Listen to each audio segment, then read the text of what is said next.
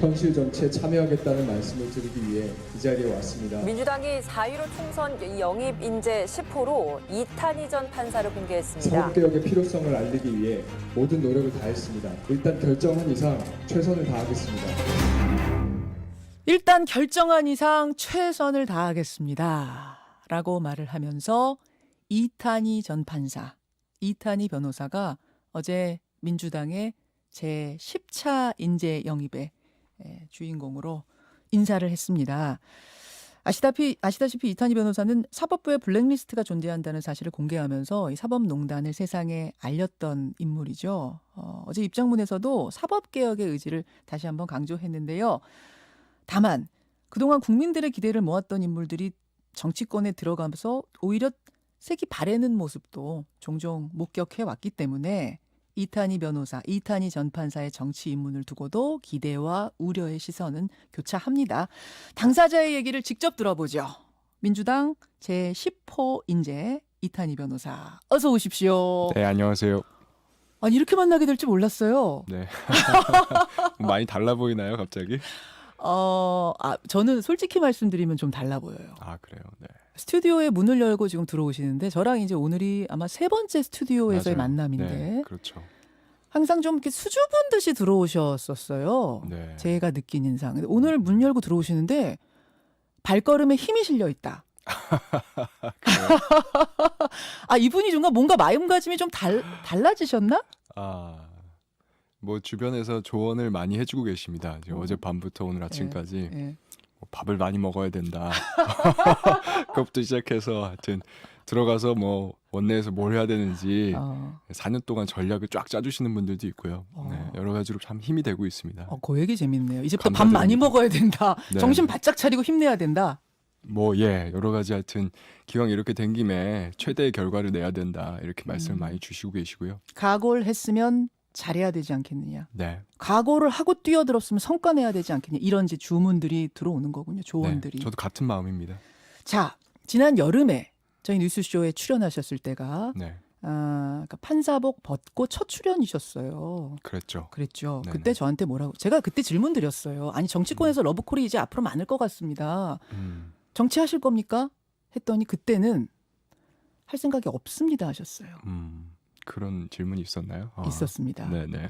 언제 마음이 바뀌신 거예요? 뭐 딱히 마음이 언제 바뀌었다 이렇게 얘기하는 것 자체가 좀 인위적인 것 같고요. 쭉 과정을 이제 국민들께 말씀드리는 게 가장 좋지 않을까 싶어요. 예, 그래서 제가 처음 이제 민주당 쪽에서 영입 관련된 이야기를 들은 것은 작년 가을이고요. 가을이요. 예. 작년 가을에 사실은 이제 초선 의원님들 몇몇 분을 제가 이제 뵙게 됐고 그 자리에서 희망을 이어가야 되지 않겠느냐 그런 취지로 굉장히 좀 진정성 있게 호소를 하셨는데 제가 한 차례 고사를 했고요. 그리고 겨울이 돼서 다시 또 이제 당 관계자분으로부터 제안을 받았는데 예. 그때 또 다시 한번 이제 제가 고사를 했습니다. 겨울에도. 그 그런데- 겨울이라 하면 지난해 겨울. 그렇죠. 예. 네. 예. 그리고 이제 올해 초에 다시 한번 제가 제안을 받고 그때부터는 좀 고민을 많이 했어요, 사실. 네, 왜냐면 제가 사실 1년 내내 여기서도 사실 인터뷰하면서 두 차례 다 같은 이야기를 했는데 지금 사법개혁이 잘 안 되고 있다. 그리고 사법농단이 이렇게 흐지부지 되면 안 된다. 그리고 그걸 바로잡으려고 하면 지금처럼 대법원장이 손 놓고 있는 상황에서는 국회가 해결을 해야 된다. 다른 나라 다 그렇게 한다. 라는 걸 강조해온 입장에서 예. 얘기해놓고 이제 나는 안 갑니다. 계속 이 말을 반복을 하다 보니까 제 모습이 제가 보기에 스스로 이게 맞나 하는 느낌이 들기 시작한 거예요. 네. 국회가 나서서 법으로 뭔가를 바꿔주십시오라고 밖에서 주문은 계속하면서 네. 들어와서 그럼 당신이 하시오라는 말에는 나는 못하겠소라고 하고 있는 자신의 모습이 좀 모순되게 보였다. 그렇죠. 점점 이제 작아지게 느껴지더라고요. 근데 저는 이제 제가 느끼는 제 모습이 굉장히 중요한 사람이거든요. 예. 제가 3년 전에 사표를 낸 것도 남이 몰라도 내가 나를 어떻게 느끼느냐 하는 게 중요해서 그렇게 됐던 것이고요. 예. 지금도 마찬가지인데 이제 제가 조금씩 작아진다라고 하는 느낌이 들고 있던 차에 이제 외부적으로 계기가 한 두 가지 있었죠. 한 외부적인 가지는 계기. 한 가지는 이제 당 지도부에서 어쨌든 21대 국회에서는 20대 국회 때 못한 사법개혁을 민주당의 핵심 과제로 다루겠다라고 이제 제 앞에서 확언을 해주셨고 예. 네, 그게 또 마음을 움직이는 데 큰 도움이 됐고 또 한 가지는 이제 지난주 약 일주일 전이었죠. 예. 이제 사법농단 1호 사건이라고 할 수 있는 이제 유해용 전 판사 사건에서 예. 무죄 판결이 났는데 제가 그때 화가 좀 많이 났습니다. 어. 판결 자체에 대한 것보다는 제가 1년 동안 정말 보고 싶지 않았던 상황들이 차례차례 펼쳐져 가고 있는 걸 눈으로 확인을 하게 됐기 때문에 그때 좀 화가 많이 나서 결국은 이제 마음을 굳히게 됐습니다. 그러니까 이 결정적인 거는 그 판결이었군요. 일주일 전쯤에. 마지막은 그렇습니다. 마지막은 네. 사법 개혁을 다음 국회에서 최우선 과제로 놓겠다? 이런 핵심적인 확언이에요. 과제. 핵심 과제로 놓겠다라는 확언을 네. 들으셨어요. 말하자면 이번에 검찰 개혁, 뭐 우여곡절 끝에 개혁 법안이 통과되듯 사법 개혁 법안도 어떤 식으로든 반드시 해내겠다. 뭐 이런 확언입니까? 그렇죠. 그리고 그 내용과 관련돼서는 뭐 예. 제가 저 스스로 누구보다 더 구체적인 확신을 가지고 있기 때문에요. 뭘 해야 될지에 대해서는 저도 앞으로 토의를 하면서 참여를 해야 되겠죠. 그래서 하지만 주변에서는 좀 말렸을 것 같아요. 가족들이나 지인들이, 친구들 뭐 반응 어땠습니까? 그런데요. 사실 네. 제가 뭐 이 사건의 특성상 무슨 여론조사를 하고 이렇게는 못했지만 제 주변에는 사실 이 법원 개혁 문제에 관련된 동지들이 많아요. 그렇기 때문에 가서 해라. 해라. 해야 된다. 이번이 아니면 언제 할 수 있니? 아, 그런 사람이 더 많았어요. 그런 주변에? 사람이 사실은 대부분이었고 심지어 이제 저희 아내 같은 경우도 같은 법조인이기 때문에 예. 이번에 놓치면 어렵다. 오히려 이게 지금 40년 넘게 쌓여 있던 그런 어떤 제도적인 모순인데 기회가 왔을 때 하지 않으면 어렵다. 그러고 나면 스스로 용서할 수 있냐? 이제 그런 이야기를 오히려 아내가 했고. 아, 스스로 용서할 수 있겠느냐? 여기서 뭐 거절하고 발을 뺐을 경우에 네. 자신을 용서할 수 있겠느냐? 아, 보통은 정치하겠다 그러면 부인들이 말리는 경우가 많은데 저희 아내는 예전에도 3년 전에도 그 뒷조사 파일 USB로 들고 나오라고 했던 친구이기 때문에요.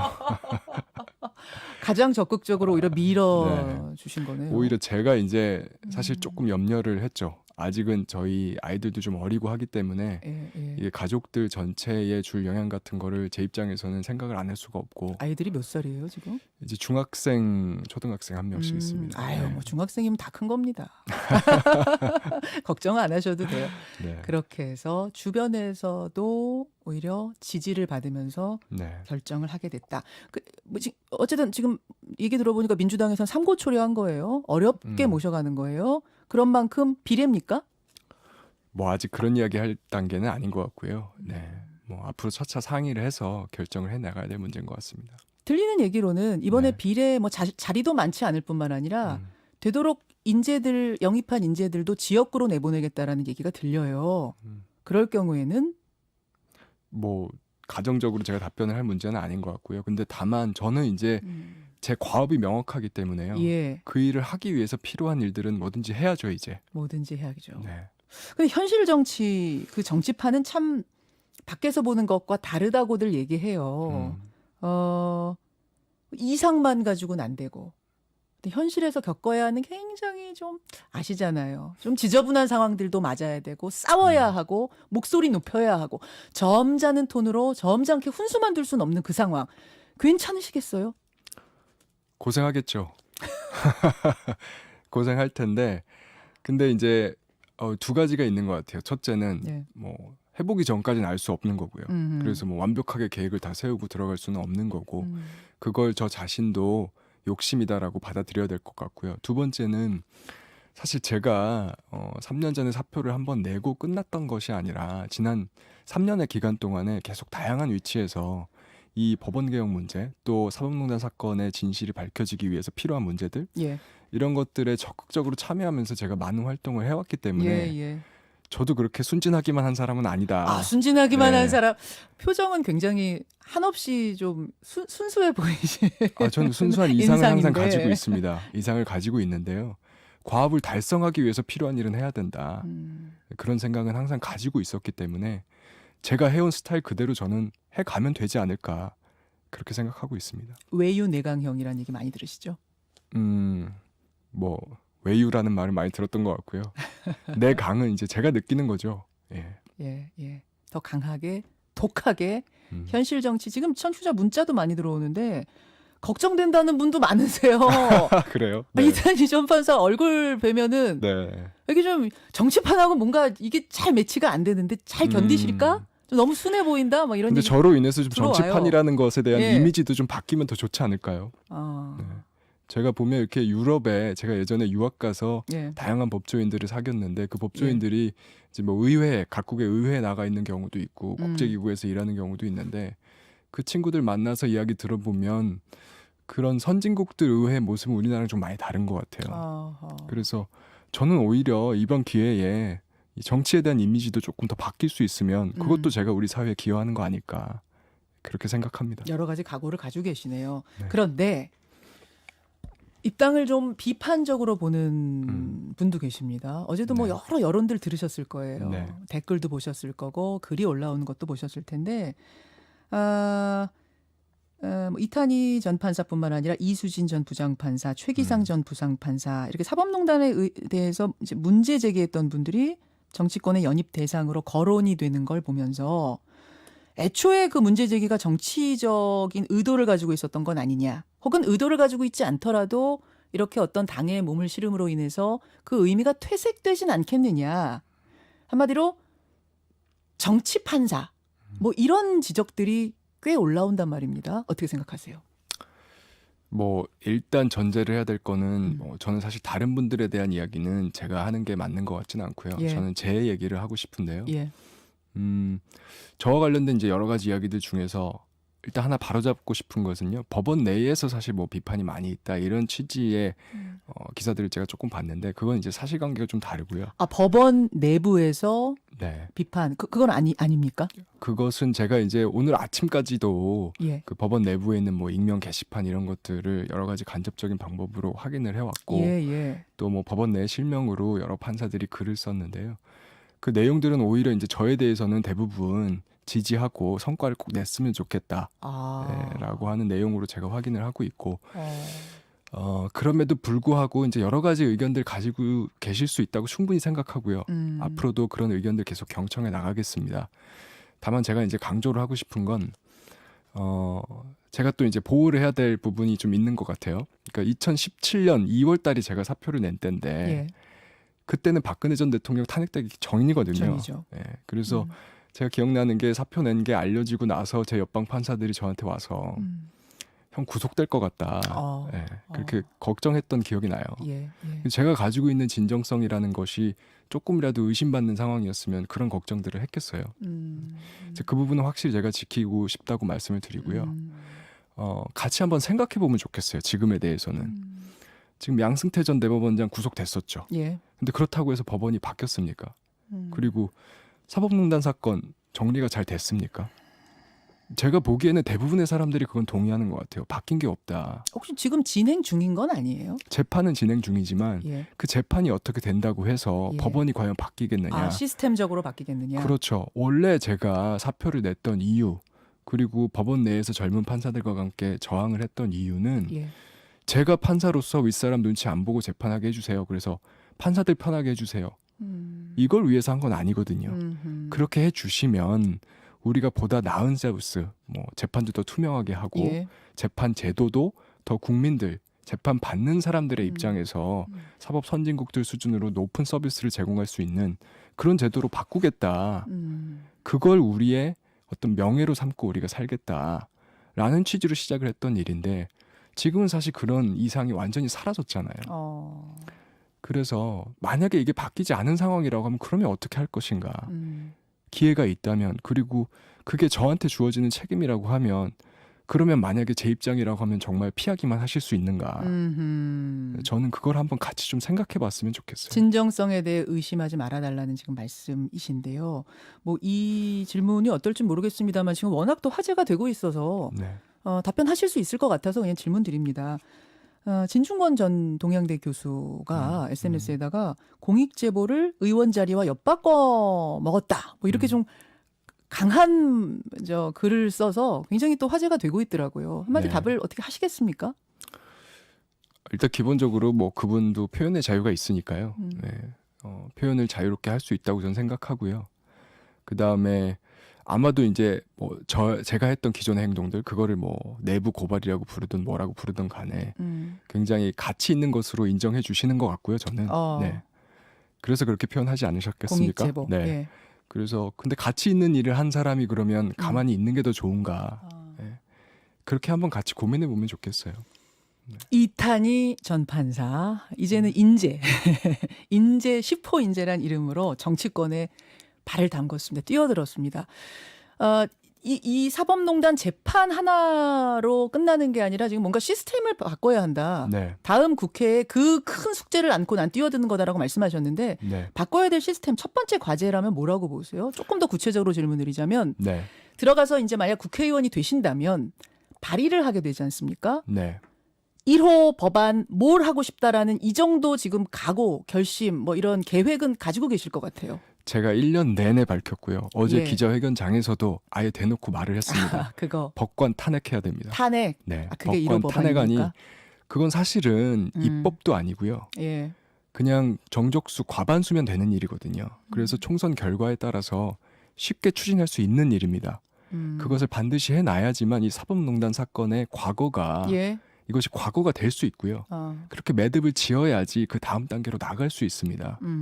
지금 우리 사법 신뢰도가 OECD 꼴찌거든요. 예, 예. 이건 정말 심각한 거예요. 근데 꼴찌인 이유가 뭐겠습니까? 이 사법농단 사건이 밝혀지고 나서 사법 신뢰도가 더 올라갔어야 맞잖아요. 그렇죠. 이렇게 법원이 스스로 자정하는구나. 예, 예. 이런 것들도 밝혀내는구나. 대단하다. 예, 예. 근데 더 떨어졌단 말이죠. 왜 떨어졌겠어요? 근데 그게 네. 법관 탄핵이라는 게 그렇게 중요해요? 그 시스템 바꾸는 것에 있어서? 왜냐하면 예. 그 사법농단 사건에 연루돼 있던 판사들 전원이 예. 지금 다 법원에 그대로 있거든요. 근무하죠. 그리고 그분들이 재판만 할 뿐만이 아니라 판사들 주도로 하는 여러 가지 사법행정제도의 개혁에도 계속 목소리를 내는 거죠. 왜냐하면 과거의 법원을 주도했던 분들이기 때문에. 예, 예. 그렇기 때문에 이제 법원을 어떻게 보면 국민들의 입장에서 큰 틀에서 바꾸는 것에 대해서는 절대로 동의하기 어려운 분들이에요. 아하. 그래서 그 부분을 해결을 해야지만 다시 사법 신뢰도가 올라가기 시작할 거라고 저는 확신합니다. 알겠습니다. 알겠습니다. 뭐 검찰 개혁에 대한 얘기 한 1분 정도 남았는데 이미 네. 각오는 충분히 말씀하신 것 같아서 네. 검찰 개혁 지금 방향 맞다고 보십니까? 여러 가지 잡음들 오늘 아침 제가 포인트로도 전했듯이 내부에서 지금 뭐 항명도 일어나고 이런 것 같은데요. 뭐 원래 개혁을 하는 과정은 시끄럽죠. 예, 그리고 저항도 있을 수 있고요. 개개의 사건 하나하나를 평하기 시작하면 전 끝이 없다고 생각하고요. 어제도 제가 약속했지만 개별 사건에 대해서 품평하면서 시간 다 보내면 안 됩니다. 제도를 설계를 하고 큰 방향을 봐야 되는데요. 예. 저는 큰 방향에서 잘 가고 있다라고 여전히 생각을 하고 있고 제가 이제 법원 관련된 문제도 중요하지만 검찰개혁 관련돼서도 이 검찰개혁이라고 하는 게 큰 틀에서 올바른 방향으로 가도록 하는 게 또 제 역할 중에 하나라고 저는 생각하고 있습니다. 제가 법무검찰개혁위원회에서 개혁 과제들을 생산을 할 때도 같은 입장이었고요. 그래서 그 부분을 앞으로 충실하게 해나가겠다라고 약속드리겠습니다. 여기까지 오늘은 뭐 정치인 이탄희를 만난 기분이 조금 묘하네요. 네. 앞으로도 자주 인터뷰 모시도록 하죠. 고맙습니다. 네, 감사합니다. 민주당 제10호 인재로 어제 영입이 됐습니다. 이탄희 전 판사였습니다. 김현정의 뉴스쇼는 청취자 여러분의 참여로 이루어집니다. 트위터, 페이스북, 레인보우 게시판, 그리고 단문 50원, 장문 100원의 유료 문자 샵 1212, 우물정 1212 통해 참여하실 수 있습니다. 김현정의 뉴스쇼, 여러분과 함께 만듭니다.